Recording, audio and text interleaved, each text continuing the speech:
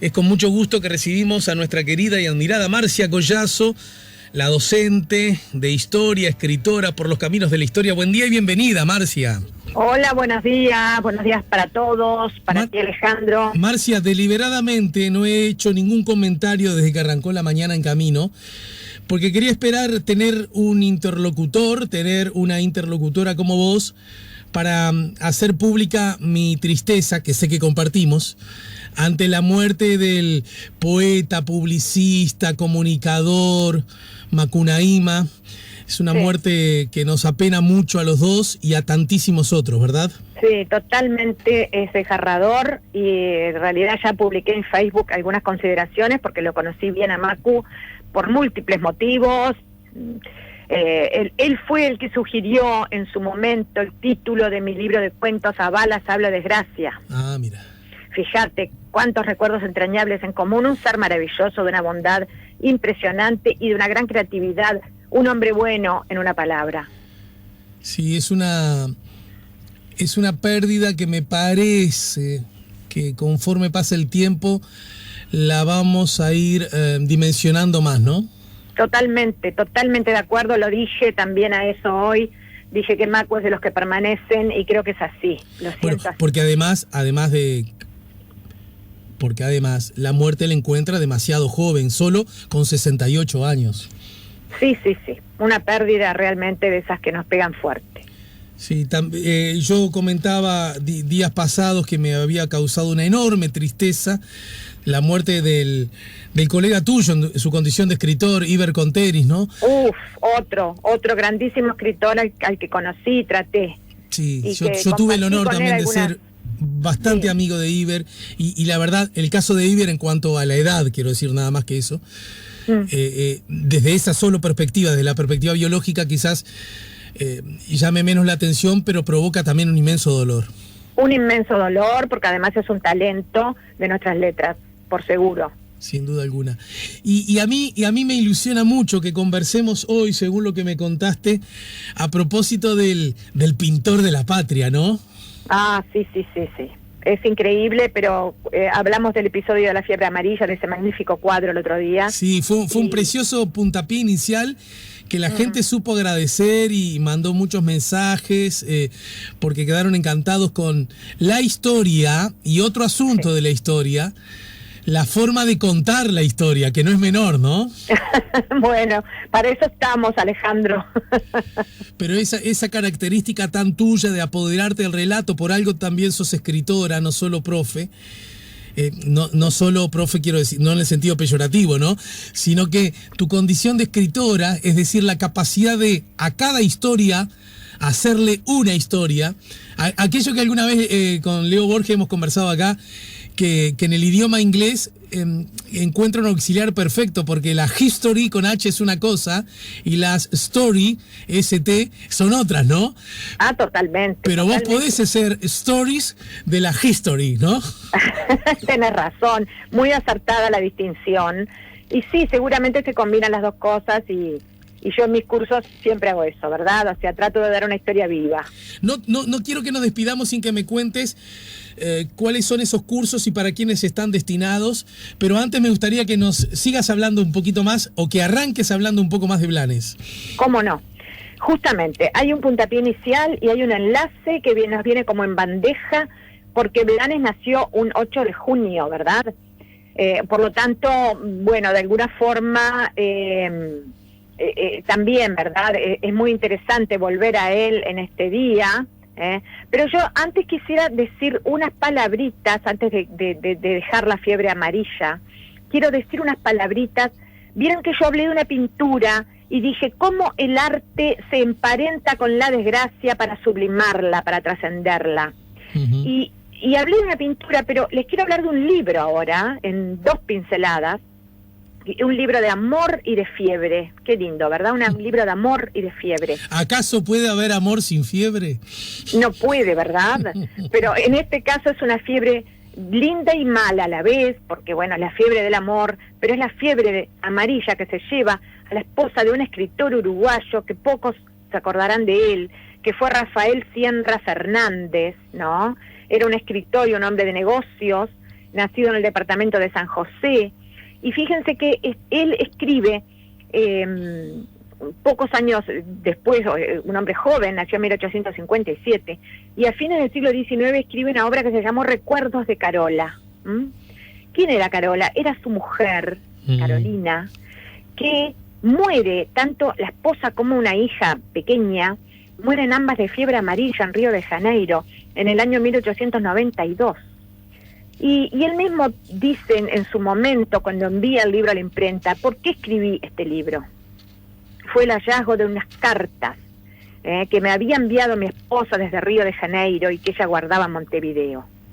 Entonces dice, impulsada Carola, por no sé qué extraños presentimientos, antes de embarcarse para Río de Janeiro, donde yo me hallaba, apartó ella del cofrecito de su correspondencia las cartas que aquí figuran, dejándolas cuidadosamente guardadas en nuestra casa del Miguelete, y partió para Río de Janeiro, donde existía la fiebre amarilla y estaba causando estragos.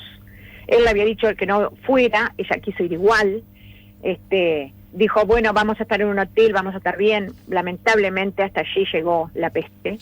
¿Y dónde guardó las cartas? Entre las páginas de una obra de Lamartine, recuerdo de nuestros primeros días de amores, dice él, junto a su retrato y a un libro de oraciones que había sido de mi madre.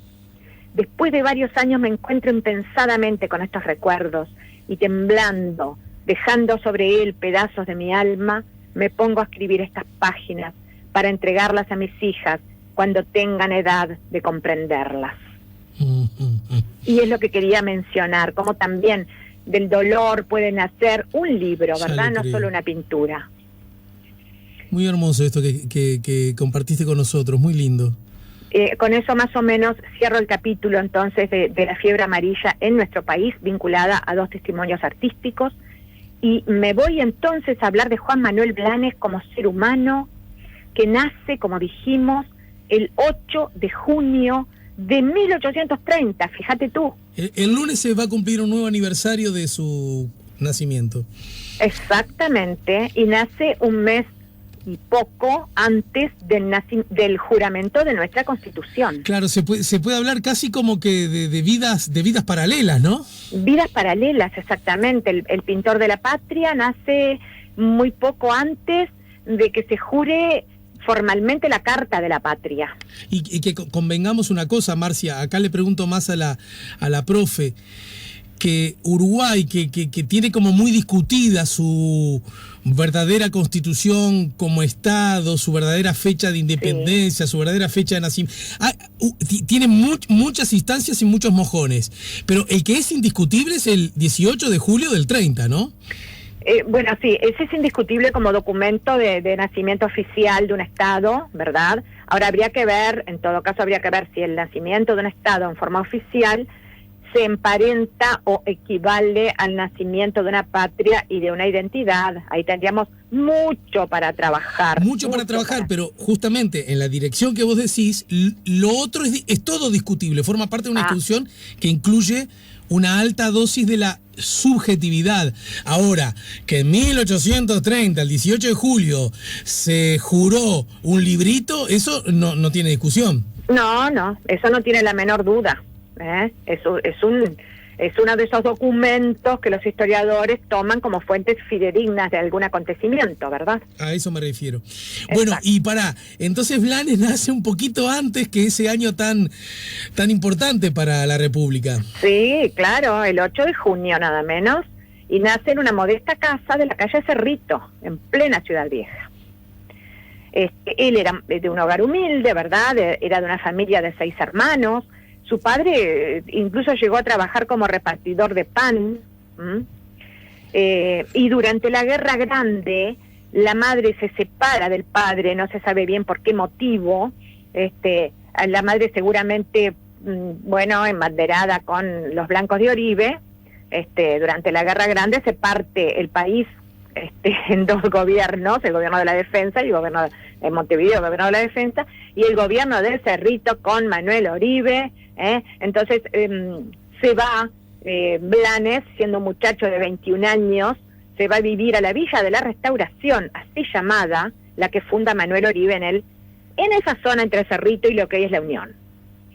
Y bueno, en 1854 retorna a Montevideo y vive en la calle Reconquista. Perdón, hasta 1851 estuvo ahí, porque en 1851 es que se firma la paz del 8 de octubre de Ni vencidos ni vencedores, y él vuelve. Y mientras pintaba y ejercía el oficio de tipógrafo, conoce a quien luego sería su esposa, un amor de esos muy candentes también, muy febriles y muy polémico, porque la muchacha en cuestión era María Linari, que estaba casada, estaba casada con un italiano muy dar tomar, que se llamaba Copelo, y que tenía una hija. Bueno, pasan todo tipo de sobresaltos amorosos, habida cuenta además de los prejuicios de la época, una mujer casada, hasta que deciden huir, como en las novelas. Mira. Sí, deciden huir de Montevideo para escapar del marido furibundo y también seguramente de la presión social, y se van rumbo a Salto. Y en determinado momento deciden cruzar a la orilla argentina y se instalan en Concepción del Uruguay, que es donde aparece Urquiza, este gran personaje también polémico, que lo toma bajo su protección como mecenas. Ya para entonces habían tenido un primer hijo, Juan Luis, y 3 años después, en 1860, van a ser su segundo hijo, Nicanor. Va a ser un muchacho con una vida muy desgraciada, por cierto. Bueno, mientras tanto, él pinta para Urquiza, y la verdad es que pobre debe haber desarrollado alguna tendinitis, porque sí, porque si tú viajas a la casona de Urquiza en Concepción del Uruguay y ves la cantidad de cuadros de batallas que pintó Blanes, no lo podés creer. No era el Blanes que hoy conocemos, cuidado. Sí, era un Blanes... yo no soy especialista del tema, pero es notorio que no había desarrollado cierta técnica aún, ¿no? Pero para nada. Tenía, obviamente, un talento natural que cualquiera lo advierte apenas contempla los cuadros, pero le faltaba muchísima técnica, todo lo cual va a adquirir, ¿verdad?, en Florencia, porque Blanes viaja becado a Europa y permanece en Europa 5 años. Bueno, pasó de todo en el medio para conseguir esa beca. El pobre también tuvo que penar muchísimo, porque no tenía lo que se diría vulgarmente padrinos. No obstante, bueno, lo logró, volvió, y bueno, vuelve por supuesto ya como con un halo de prestigio muy grande, y antes de partir se casa con María, porque ya había muerto Copelo. Ajá. Vuelto a Uruguay, bueno, se instala con su estudio de pintor en la calle Soriano. Y aquí es donde aparece un personaje, una mujer enigmática, que es así, la conocemos bien, que se llamaba Carlota Ferreira. Irrumpe en el estudio de Blanes con esa personalidad que cualquiera puede advertir apenas ve el cuadro. Yo incluso escribí en uno de mis libros un capítulo entero sobre estos amores de Blanes con Carlota. Y bueno, ella no era uruguaya, ella era porteña, había nacido hacia el año 1845 en Buenos Aires, quiere decir que tenía unos 15 años menos que él. Y fíjense que ya era doblemente viuda cuando conoce a Blanes. Sí. Había quedado viuda de Meterio Caledonio Regunaga, que había sido un hombre de Campanilla, su ministro de Relaciones Exteriores de Uruguay, y luego todavía había quedado viuda de Ezequiel de Viana Oribe. Miren los apellidos, Ezequiel de Viana Oribe. Esta mujer siempre contraía enlaces prestigiosos. Bueno, y llega al estudio de Blanes con unas fotografías contra su pecho, y eran de Ezequiel. Y le dice a Blanes: quiero que pinte el retrato de mi difunto marido. Lo que es seguro es que Blanes la termina pintando a ella. Ajá. Pero no estamos hablando todavía de ese famoso cuadro, que tenemos mucho para decir. Estamos hablando de un cuadro de alto erotismo, ¿por qué no decir de pasión, de desenfreno? Que es Mundo, Demonio y Carne. ¿Ese es el cuadro? Ese es el primer cuadro que pinta, es un cuadro que se lo agarra Freud, te puedo asegurar que escribe un tratado. No, es impresionante los colores oscuros, rojos, pero no de un rojo sangre, de un rojo pasión, los terciopelos púrpuras, la mujer desnuda como una odalisca que está vuelta de espaldas al espectador, quiere decir que sobresalen sus nalgas turgentes, si se quiere, sus nalgas invitadoras a la pasión, y con una mano apenas reclinada sobre sus ojos, mira pícaramente al espectador. Y ahí, es impresionante. ¿La modelo era entonces? Era Carlota. Pero lo interesantísimo de esto, fíjense, es el nombre que le pone al cuadro: mundo, demonio y carne. Con lo cual ya está diciendo a los Blanes muchas cosas. ¿Y qué te parece? Claro. Nos está diciendo, este es un demonio para mí. Esta es la atracción fatal, de la fatalidad a la que yo sucumbo. Esta es la carne, pero también esto es el mundo. Una cosa impresionante. ¿En qué momento fue hecho más o menos? Y bueno, fue hecho hacia 1880, a ver, déjame pensar un poco, 1884 más o menos. Es decir, sí, porque ella... con 1800... pero él ya grande de edad, pará. No, bueno, claro, era una mujer. Ella se supone que nació en el 45 y en 1883 ya se persona en el estudio de Blanes. Quiere decir que andaría cerca de los 40 años cuando Blanes le hace el retrato, cuando Blanes hace esa pintura inspirada en ella. Y bueno, posteriormente va a hacer la otra pintura, la pintura que todos conocemos, en la cual ella está encorsetada, rodeada de sedas, de encajes marfileños. ¿Dónde está ese cuadro al que aludiste recién? Me preguntan a través del 099-894-987. No recuerdo exactamente dónde está. Porque el emblemático de Carlota está en el Museo del Parque Rodó, ¿no? Sí. No recuerdo exactamente. Pero es muy fácil de buscar. Creo, no te quiero... Creo que está en el Museo de Bellas Artes. Decime el nombre de vuelta a ver si lo rastreo por la web. Mundo, demonio y carne. ¿Mundo? Demonio y carne. Exacto. Creo que está en el Museo de Bellas Artes. Y es formidable la gran cantidad de erotismo y de fascinación carnal, por decir así. Me parece que está en préstamo en el Museo Blanes. Bueno, puede que esté en préstamo, sí. Para mí figuraba en el Museo de Bellas Artes, pero si está en el Museo Blanes debe estar en calidad de préstamo. Sí, Museo de Bellas Artes, dice Juan, se exhibe en el Museo Nacional de Bellas... se exhibe en el Museo de Bellas Artes, dice acá. Pero leí recién préstamo, para que eso ahora lo afinamos un poquito. Puede haber estado en préstamo, perfectamente. Exacto. Bueno, y entonces y si uno mira ese cuadro, además ve una cantidad de imágenes que supuestamente son mundanas, ¿no es verdad? Pero lo que más llama la atención es una careta a los pies de la dama.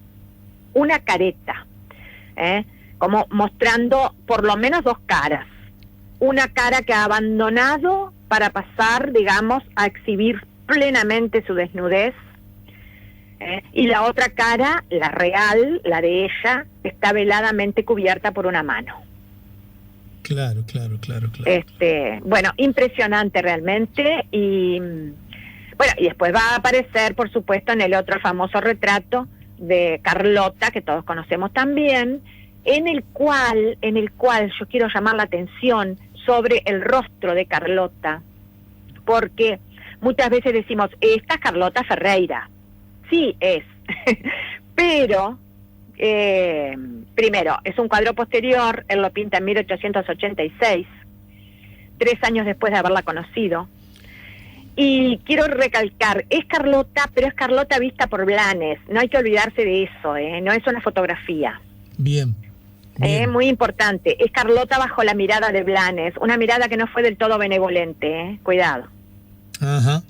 Había cierto resentimiento tal vez, o por lo menos había un afán de mostrar una Carlota, bueno, como te diría, con una mirada oculta por esos rulos, que yo puse en mi ensayo cuando escribí sobre este tema, que era una mirada que tenía algo del toro presto al ataque.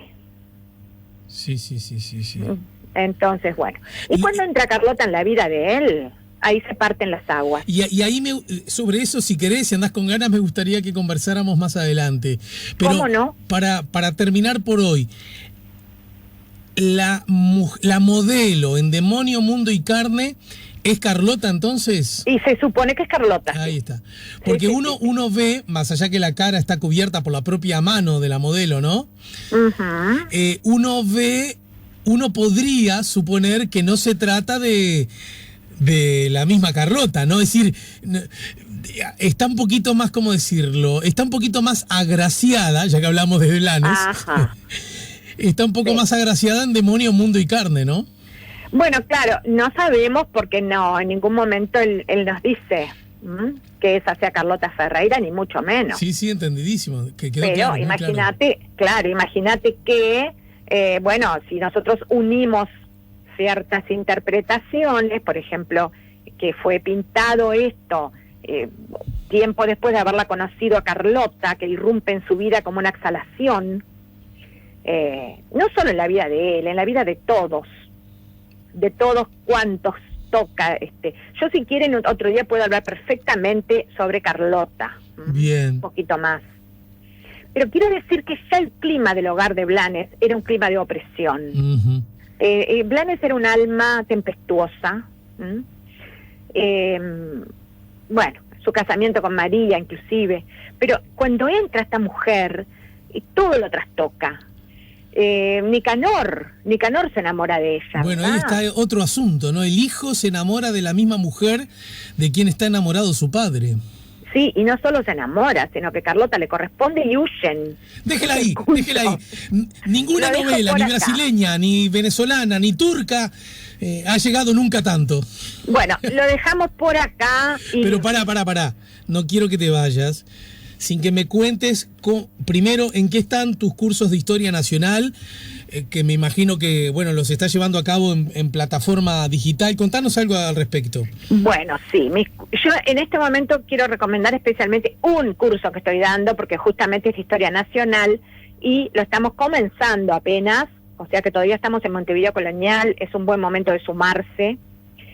Yo doy todos mis cursos con imágenes, con textos, con cartas, con testimonios de cronistas que hablan acerca de los personajes históricos del momento. Trato de que sea de lo más profundo por un lado y dinámico por el otro. Y ese curso, como les digo, recién está comenzando y se está dando, en este momento se está dando por Zoom los lunes a las 15 horas, de 15 a 16 y 30 horas. Pero, por ejemplo, yo ¿puedo sumarme para este lunes si tengo ganas? Por supuesto, es escribirme y bueno, ese día, después más adelante voy a abrir con otro horario, también un segundo curso, con un horario que le quede mejor a las personas que ya están incorporadas al trabajo, que son muchísimas. Al trabajo quiero decir físico, ¿verdad? Yo estoy trabajando de esa manera por razones imperiosas que todos conocemos, pero es muy lindo trabajar de esta manera, por lo menos porque yo lo hago todo, como te digo, con láminas, con imágenes. A mí me encanta, ya se habrán dado cuenta, me encanta analizar fotografías, me encanta analizar retratos. Así que entonces, hay que agendarse los que tengan ganas para este lunes. ¿Cómo me contacto contigo, Marcia?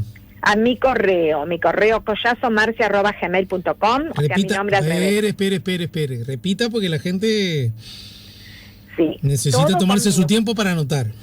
Todo con minúsculas. Sí.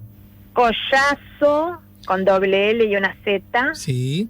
Marcia con C. Todo junto, ¿verdad? Todo junto con minúsculas. @gmail.com.